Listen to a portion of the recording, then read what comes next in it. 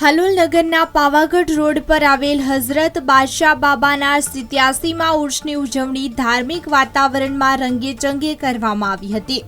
જેમાં ઉર્ષના પ્રથમ દિવસે હાલોલ નગરના કસ્બા હુસેની ચોકમાંથી મુસ્લિમ સમાજના લોકો એકત્રિત થયા હતા અને બપોરના 3 કલાકે સંદલ શરીફનું ભવ્ય જુલુસ નીકળ્યું હતું, જે નગરના વિવિધ વિસ્તારોમાં ફરી બાદશાહ બાબા દરગાહ ખાતે પહોંચ્યું હતું, જેમાં વડોદરાના ખાનકાહી અહેલે સુન્નતના સજ્જદા નસીન સૈયદ મોઇનુદ્દીન બાબા કાદરીના હાથોથી સંદલ શરીફની રસમ અદા કરવામાં આવી હતી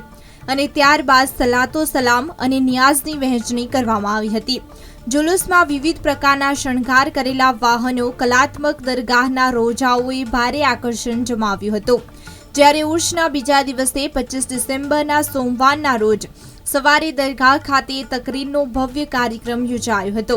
જેમાં ખાનકાહી અહેલે સુન્નતના સજ્જદા નસીન સૈયદ મોઇનુદ્દીન બાબા કાદરી, સૈયદ અમીરુદ્દીન બાબા કાદરી, સૈયદ ઝિયાઉદ્દીન બાબા કાદરી ઉપસ્થિત રહ્યા હતા, જેમાં સૈયદ અમીરુદ્દીન બાબા કાદરીએ તકરીર ફરમાવ્યું હતું અને સલાતો સલામ બાદ નિયાઝ તકસીમ કરવામાં આવી હતી. આ પ્રસંગે ગુજરાત સહિત મહારાષ્ટ્ર, મધ્યપ્રદેશ તેમજ વિવિધ શહેરોના અકીદતમંદો ઉમટ્યા હતા અને ઉર્ષનો લાભ લઈ ધન્યતા અનુભવી હતી.